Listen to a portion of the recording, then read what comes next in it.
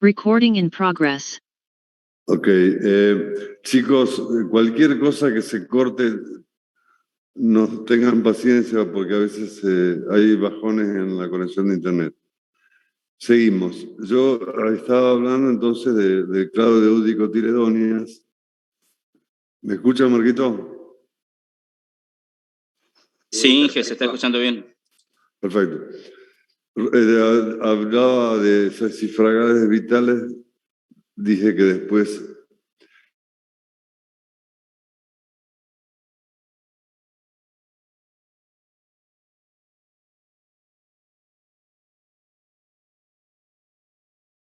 vamos a ir a Rosides 1, con cigofilales y oxalidales, y dentro de Rosides 1 vamos a ver algunos órdenes hasta malpigales para después, mañana, continuar con favales.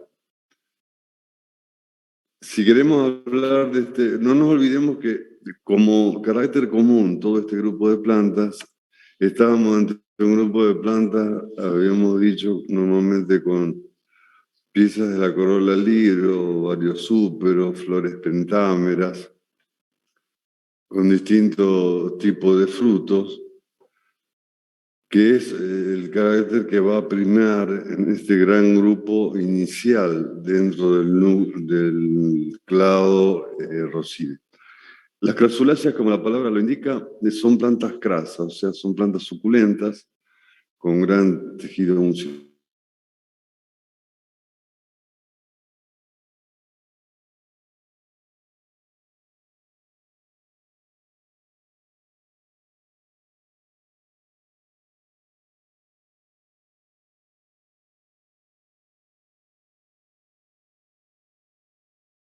Recording stopped.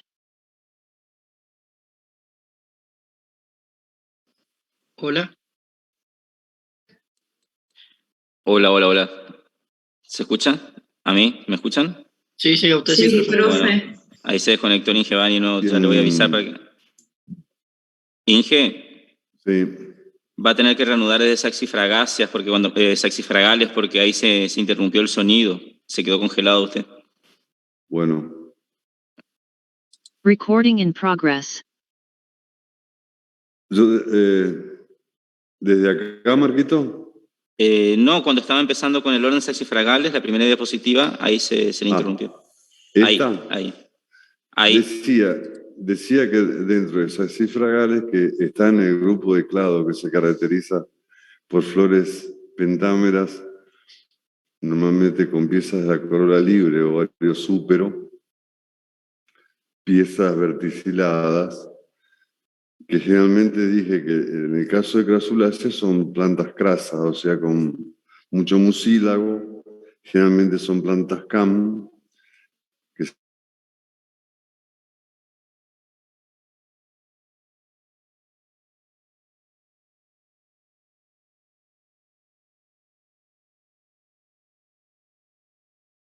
Se cortó de vuelta, profe. Sí, parece que no le gustan las plantas crasas. Recording stopped.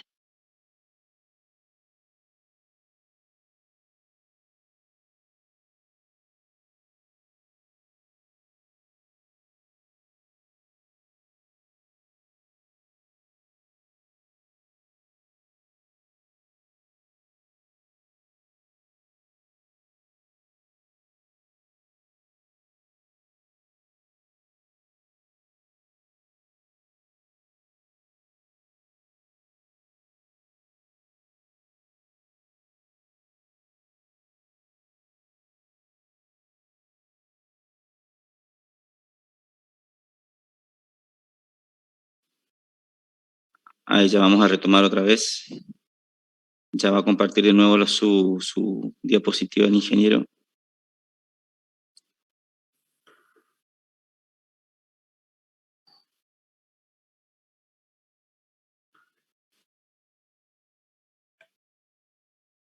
volvimos.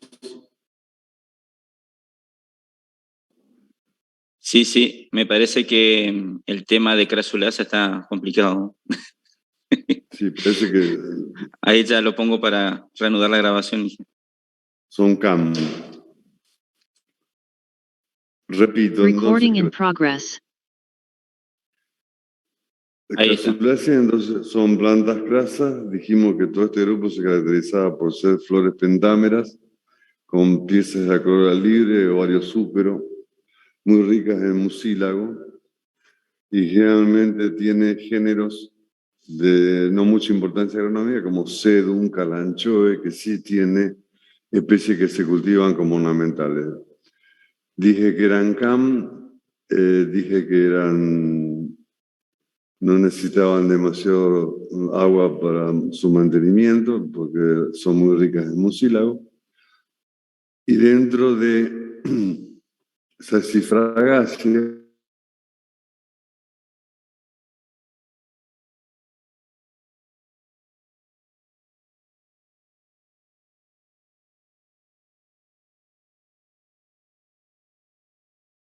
Recording stopped.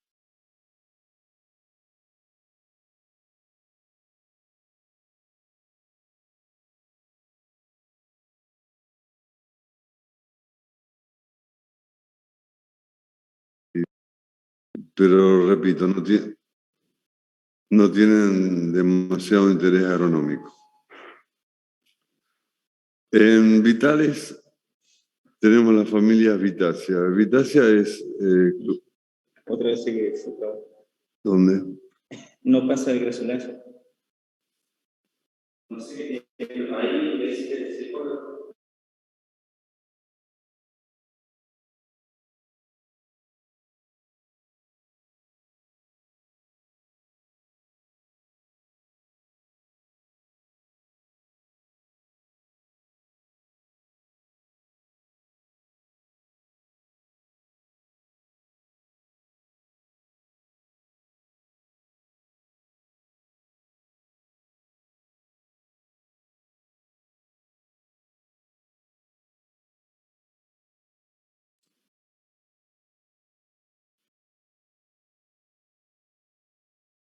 Parece que no. Ahí voy a ver de nuevo.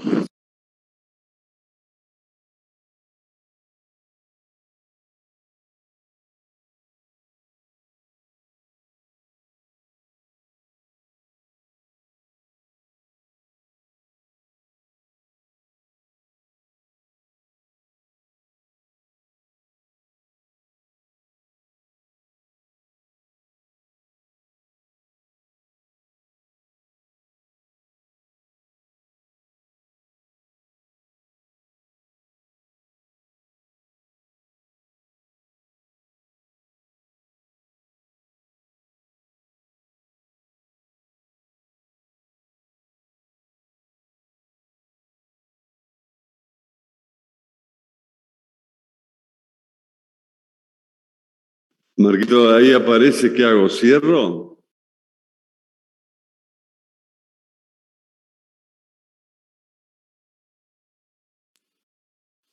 Ahí pruebo compartir de nuevo, Inge.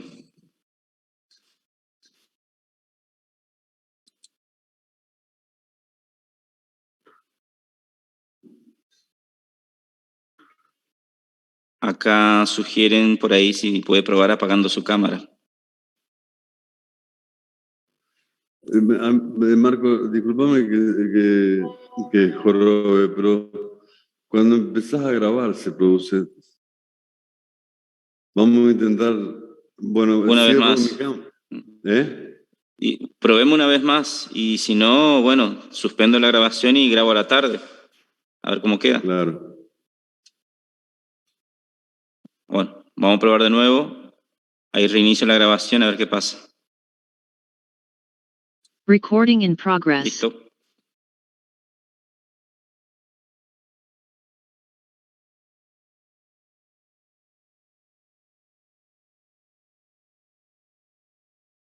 Hola, ¿me escuchan? Sí, te escuchan. Ah, entonces el Inge nomás. Recording stopped.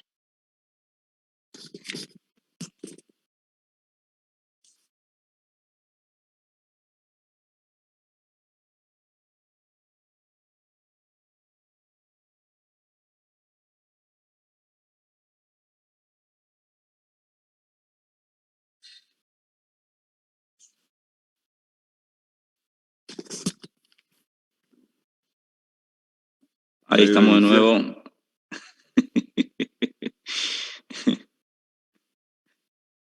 Hay una conspiración.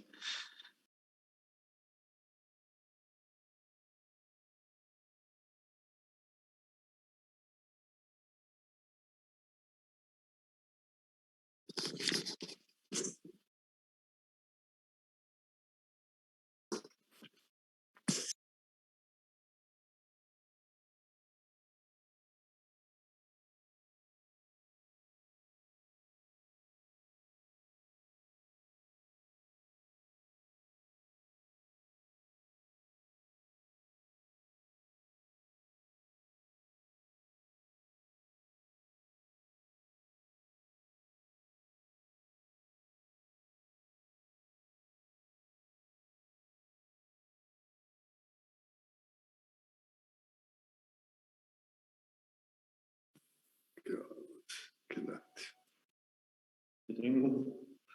Espera, Marco, pero si no voy yo, no, pará, voy yo para allá, más sencillo.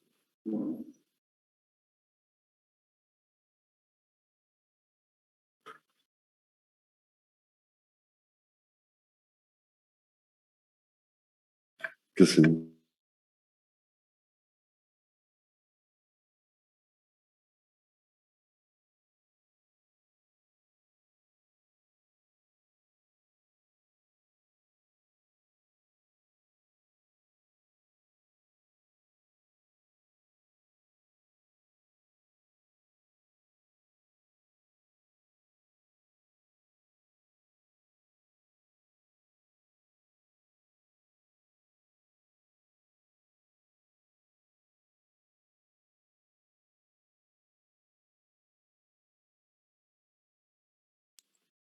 Aguántenme un segundito, vamos a cambiar de computadora.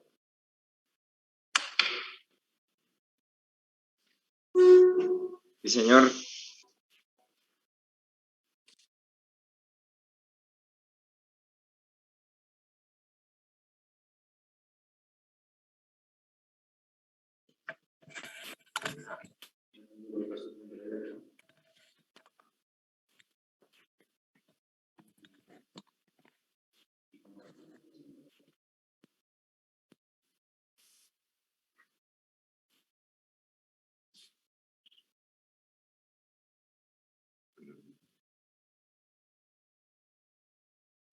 ¿Será mi computadora? ¿Qué será? ¿Cómo?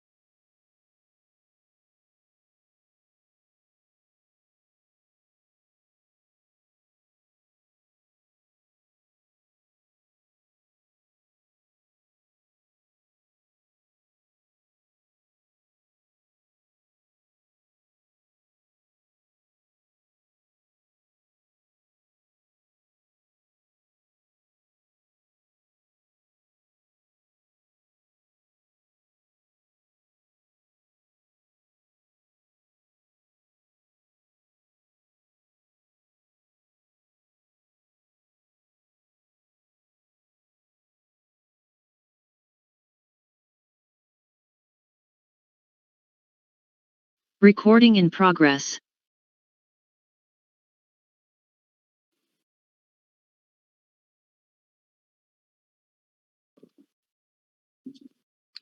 ¿Me escuchan ahora? Sí, señor. Sí, profe. Gracias y disculpen. Maximizo esto, Marquín. Bueno, les pido mil disculpas.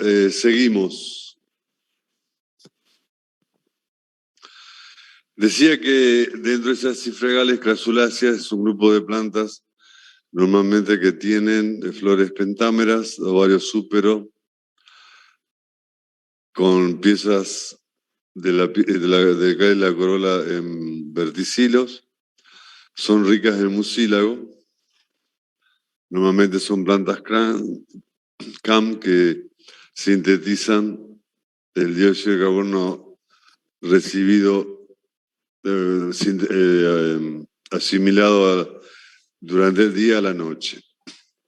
No hay géneros importantes agronómicamente, tenemos sedum y calanchoe. Algunas especies de calanchoe se cultivan como ornamentales. Salsifragáceas, dentro de salsifragales tenemos salsifragáceas también de poca importancia agronómica, son plantas crasas. Tenemos en Patagonia salsifraga magellánica y escalonia. Ahí ven el detalle de las flores que les decía. Escalonia es un arbusto de ramas apoyantes, normalmente con flores un tanto vistosas, pero repito, no tiene demasiado interés agronómico. Vitales comprende familias como Vitácea, es la familia botánica de las vides. Tenemos Vitis vinifera, es un cultivo importantísimo, no solamente en nuestro país, sino el cultivo de vitis es internacional, como saben. Se caracteriza por tener plantas con zarcillos, normalmente con hojas acorazonadas, inflorescencias poco vistosas, de flores sencillas, monoclamidias, hermafroditas o unisexuadas, que van a producir después los racimos con las uvas que conocemos, que son nada más que nada menos polibayas. No vamos a detenernos en vitis porque lo ven en fruticultura.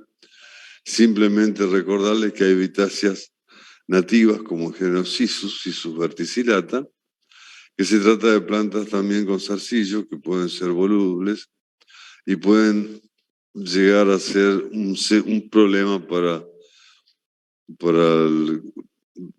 plantas, cultivos perennes como Ilex o Citrus, pero no son de gran importancia. ¿Me están escuchando bien, por favor? Sí, Sí, profesor. profe. Sí, profe. Dejamos Vitácea y vamos a Zigofiláceas. Dentro de Zigofilales, Zigofiláceas es una familia que tiene en Argentina géneros muy bien representados en la provincia fitogeográfica del Monte, que es una de las provincias que no compartimos con casi ningún país de América del Sur, en contraposición con lo que pasa con el Gran Chaco, las Yungas o provincia paranaense. Tiene dos géneros, les dije jarilla, que son las jarillas, la rea divaricata, normalmente con hojas uniyugas y flores pentámeras y frutocápsulas aladas. Las jarillas son el tipo de vegetación, dan la fisonomía al tipo de vegetación de esta provincia fitogeográfica, donde llamamos monte, que es un bosque achaparrado. Por eso no usamos monte fitogeográficamente, porque hay un tipo, como tipo de vegetación, sí como variaciones dentro de lo que es el bosque. Además de la rea, tenemos Bulnesia sarmientoi, el palo santo, que se distribuye en la parte árida de Formosa y Chaco. Una madera de muy buena calidad, aromática, que ha sido bastante perseguida. En este caso, Bulnesia tiene hojas compuestas y después tiene las características similares a la rea, con frutos cápsulas también aladas. Oxalidales comprende una sola familia, las oxalidáceas, que están representadas en nuestra flora a través del género Oxalis, que son plantas herbáceas, en algunos casos bulbíferas, con hojas trifoliadas, movimientos nitinásticos, o sea, penden a la tardecita, son los considerados falsos tréboles o vinagrillos. Se caracterizan por tener flores pentámeras con ovarios súpero, estambres dínamos, o sea, en dos segmentos, un grupo de filamentos muy cortos y otro con filamento desarrollado, y el fruto normalmente es rostrado, o sea, tiene forma de punta.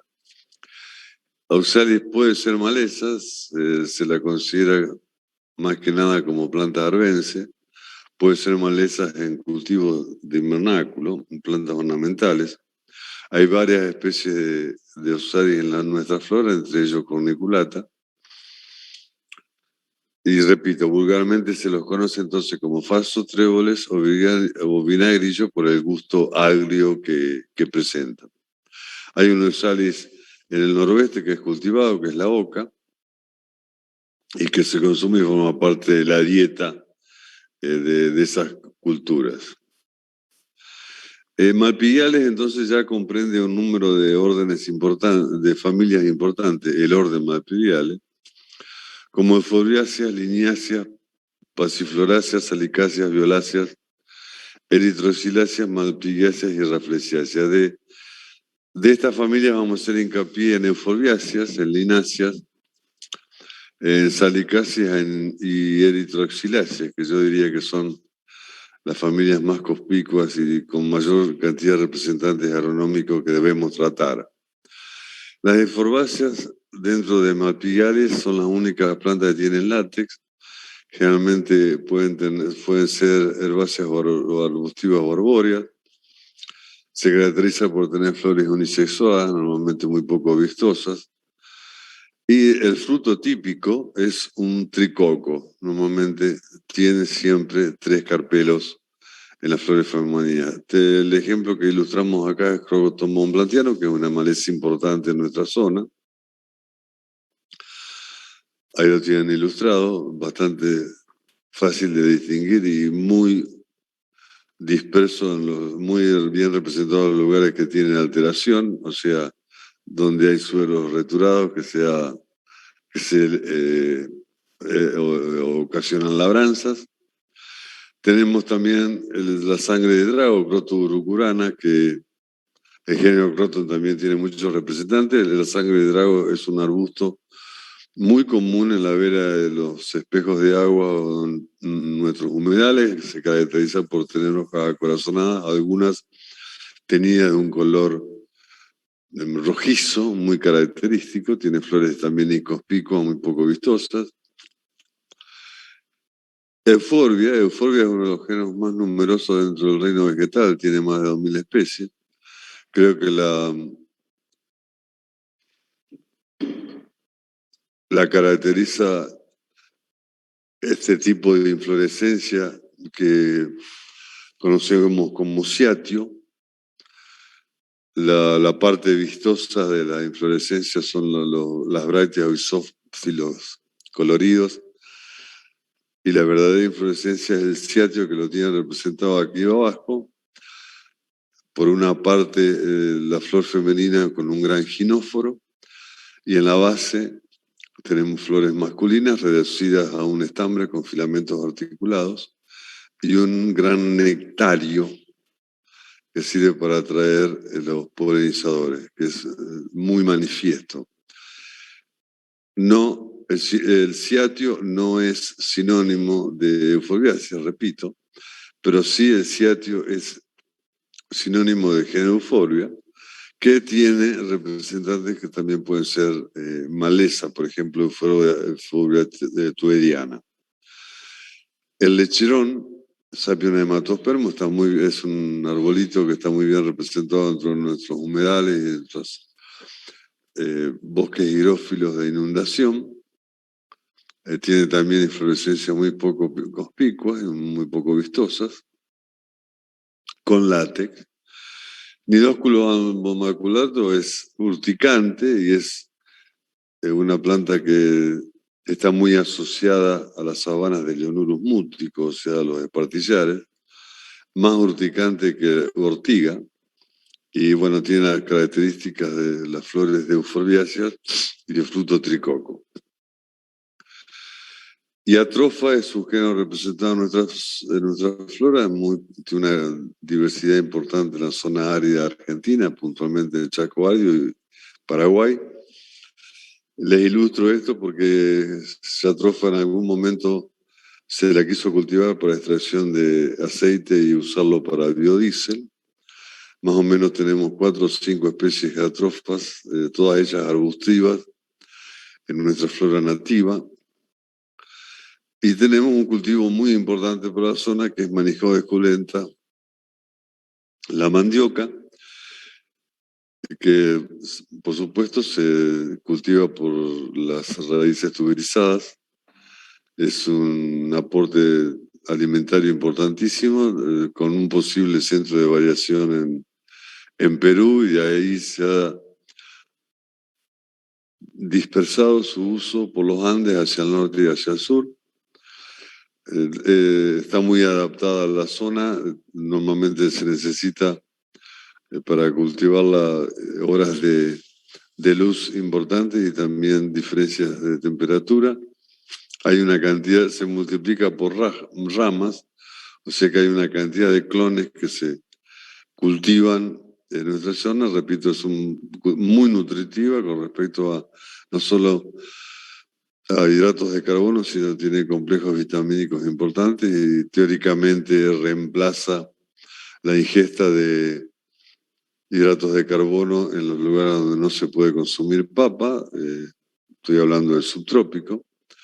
Está muy ligada a costumbres culinarias. En la zona se consume muchísimo porque nosotros no tenemos ambiente para consumir papa, y forma un cultivo importantísimo para todo lo que sea la actividad hortícola de Misiones y Corrientes. La fécula de mandioca es muy usada, no solamente para la harina de mandioca para hacer chipá, sino la fécula es muy usada en repostería y en todo lo que sea elaboración de pastas o de facturas o tortas, etc. Nosotros tenemos algunas especies nativas que viven en Misiones y en Corrientes, como por ejemplo lo que le dicen manioca brava, que vive en el interior de las selvas mixtas. Es Maniscao grahami, es un arbusto más o menos de 2 o 3 metros de altura, que repito, está representada de forma nativa en nuestra flora. También es una euforbiácea, Hevea brasiliensis, o sea, el árbol que se extrae el caucho a través de hendiduras que se hacen en el tejido de floema. Si bien Hevea es originario del centro de la Amazonia brasileña, los nipones y los chinos lo han extraído y lo cultivaron, por eso es tan importante. Es muy complicado hacer recolecciones botánicas en Brasil. Normalmente a los botánicos se nos complica mucho coleccionar en Brasil, por eso se han restringido muchísimo. Hay que solicitar un permiso que tal vez demore un año más y no es factible generalmente que se lo otorgue. Toda esa traba tiene su origen en la sustracción, como dije, de Hevea, que de ahí pasa a Japón y China, y de ahí Japón empieza también a fabricar neumáticos. La sustancia base para elaborar neumáticos para automóviles o transportes, por ejemplo. Esto es un cultivo en China, en la isla de Hainan, que es donde tienen ambiente como para cultivar Hevea brasiliensis. Yendo a lináceas, bueno, es la familia botánica de los linos. El lino se ha cultivado muchísimo en nuestro país desde el año 1800 en distintas provincias, por ejemplo, en Entre Ríos, Santa Fe, provincia de Buenos Aires. En Santa Fe había una fábrica de tejidos de lino en Chavás, al sur de Rosario. El 90% del lino que se cultiva hoy está circunscrito en ríos y las semillas se destinan fundamentalmente, está muy de moda el consumo y también se utiliza para aceite, por ejemplo, el aceite de linaza.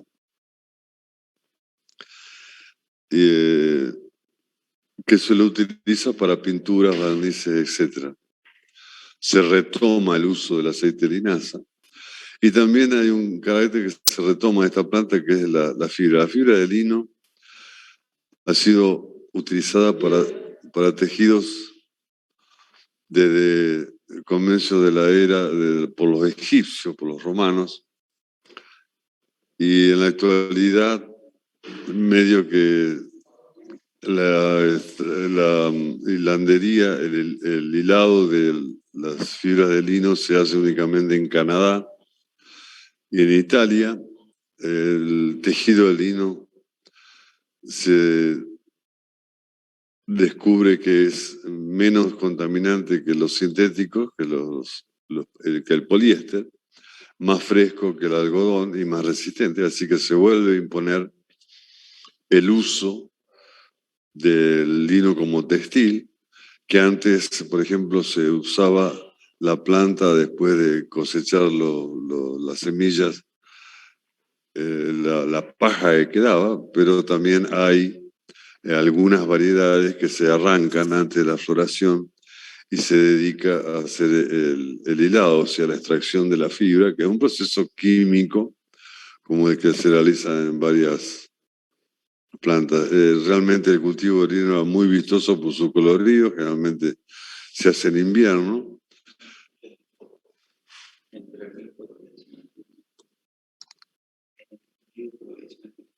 Sí, no, en Entre Ríos hoy está centralizado el 90% de la producción. No tengo el dato con respecto a extracción de fibra, pero sí a semillas y a extracción de aceite. Passifloracea es un grupo de plantas llamativas, normalmente con flores hermafroditas, hojas palmatiendidas, simple, con gran desarrollo estipular y generalmente los tallos con zarcillo. De esta estructura de pasiflora, estoy hablando de la flor de mburucuyá, se caracteriza por tener flores muy vistosas, muy llamativas, con una corona que bordea un nectario y un androginóforo que aloja en un plano superior del receptáculo, al ser una prolongación receptacular que contiene el androceo y el gineceo. El fruto es una baya, hay pasifloras que se consumen, el maracuyá, y en los últimos años se adiciona a Passifloracea genoturnera, que antes se lo consideraba más vecino a otro grupo de plantas malvales. Repito, Passiflora se cultiva, por ejemplo, Passiflora quadrangularis, que se consume en los frutos, se utiliza para hacer distintos tipos de dulces y también como jugo. O sea, los chinos también han incorporado el cultivo de Passiflora quadrangulares y lo usan, entre otras cosas, como jugo refrescante, además de consumirlo como fruto fresco. Salicácea es la gran familia de los vulgarmente conocidos sauces. Tenemos salicáceas nativas. Son plantas normalmente arbóreas con alto contenido de ácido silícico. Las inflorescencias son amentiformes, masculinas o femeninas. Las flores son generalmente muy simples, aclamidias. Tanto las masculinas como las femeninas están cubiertas simplemente por una bráctea basal. Por eso decimos que son aperiantadas Y normalmente la característica de las semillas de salicácea es la presencia de pelos. También es una salicácea, el Salicaprea, que ha sido una planta introducida por nuestros inmigrantes, que se la ha utilizado muchísimo por la flexibilidad de la rama, que es el mimbre, que se utiliza para hacer muebles, sillones, cestería, etc. Mucho para cestería.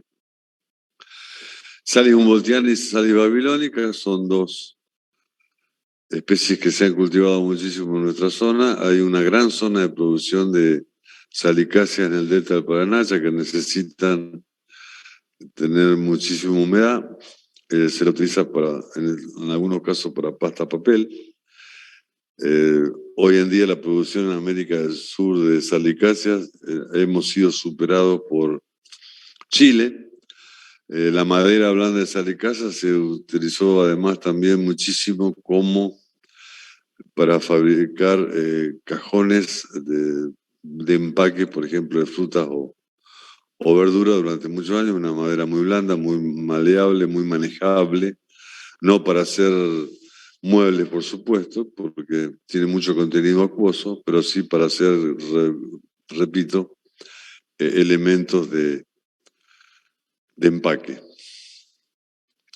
También es una salicácea de género Populus, que son los álamos, con una estructura distinta con respecto a sus hojas, con flores también muy sencillas. En Argentina se cultivó bastante Populus alba como uso de cortina de rompimiento, y se ha usado mucho en el sur, hasta en la precordillera, en el norte, Populus nigra cultivar itálica, que es un álamo piramidal, y se lo ha usado mucho también como cortina, desde el Bolsón hasta Catamarca, Salta y Jujuy. Bueno, violácea no tiene importancia agronómica, se caracteriza por tener flores con un gran labio. Tenemos violáceas cultivadas como viola, y Bantus, que es nativo y puede ser una maleza, pero no es agresivo. Y también tenemos el género Anchieta. Las eritrosiláceas. Bueno, las eritrosiláceas se cultivan por nuestras culturas precolombinas en las laderas de las precordilleras de Catamarca hasta Ecuador. Son normalmente arbustos con flores no muy vistosas, arbustos que pueden superar los 3 metros de altura, flores pentámeras, hermafroditas y hipóginas.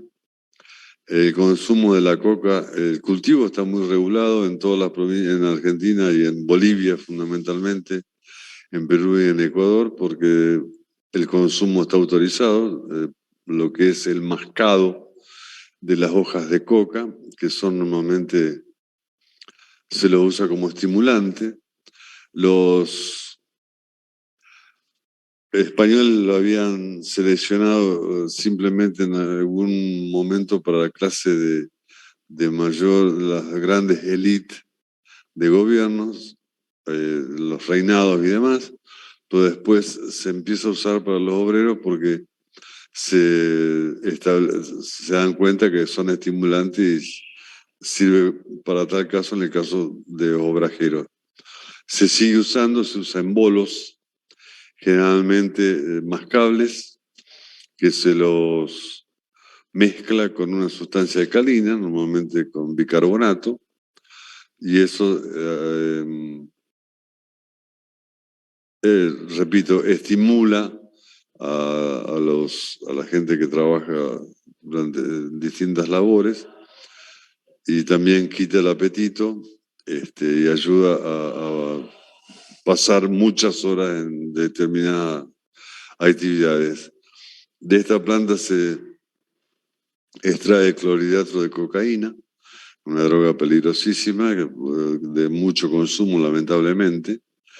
También de eritrocilo en coca se obtiene esencia que se incluye en la Coca-Cola. Y el uso de la cocaína, por supuesto, está penado, también su comercialización. Y repito, está muy controlado por Estados Unidos, tiene mucho interés por la afección que produce en la población, y muy reglado su cultivo en cantidad de plantas, etcétera.